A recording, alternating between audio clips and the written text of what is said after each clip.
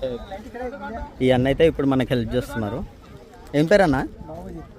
ఇక్కడికి వచ్చి వాడు కార్లు ఎక్కితే నాకు కాల్ చేయరు, అంతేనా?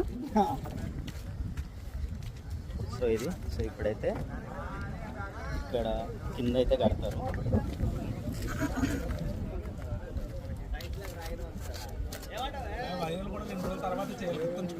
ఈరోజు వచ్చి బుక్కి మనం సాయిగాడు వచ్చాను మీరు ఇంటికి వచ్చి.